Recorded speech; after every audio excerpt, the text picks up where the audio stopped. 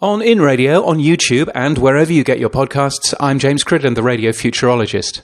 This week with the Ariana Grande concert in Manchester, in England, we saw another reminder, should we need one, of the benefit of radio in an emergency and of its localness.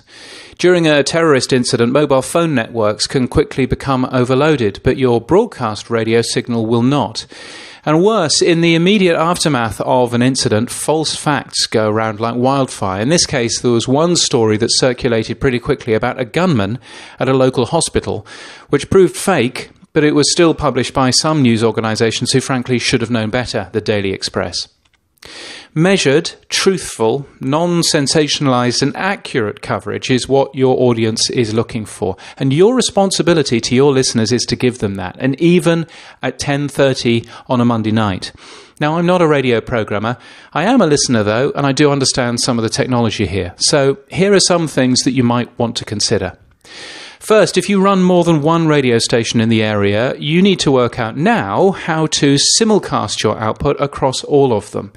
Do you know, it's really no good carrying coverage on your flagship FM station but leaving your AM oldies station running in automation. What does that say about your oldies audience? So leave details somewhere in your emergency plan, and the same goes for your HD or your DAB subchannels, many of whom might not even come direct from your studio facility.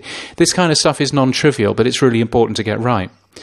Produce some simple production in advance. This is a special report from the studios of Hits 106.3 and Gold 1530.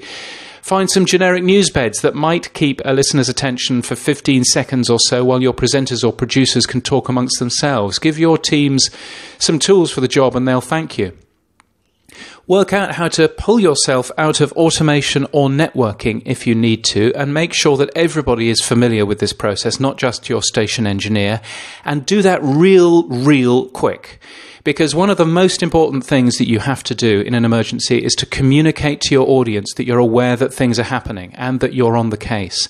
So understand how to get messages on the air from maybe your house, maybe someone else's house, while you get your on-air teams into the studio. It is too late if you leave your radio station in automation while people slowly get into the studio. So what can you actually get on the air right now in automation mode? Here are the facts as we know them. We're learning more. Our full coverage starts soon. Stay with us. And understand how to broadcast everything from a remote location if you can't actually get into the studio. Radio stations frequently occupy highly visible locations, so it really isn't guaranteed that you'll be able to get into your studio at all.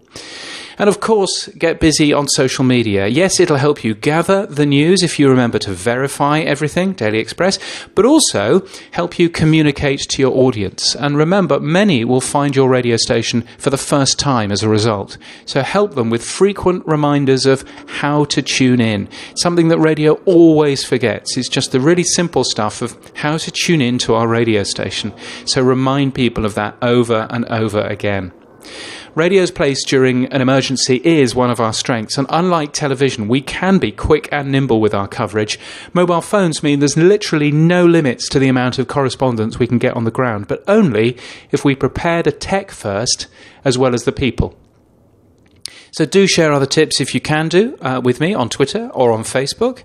Facebook.com/radiofuturologist. And you can get my weekly newsletter, james.crid.land. Is the website address. And stay safe this week and keep listening.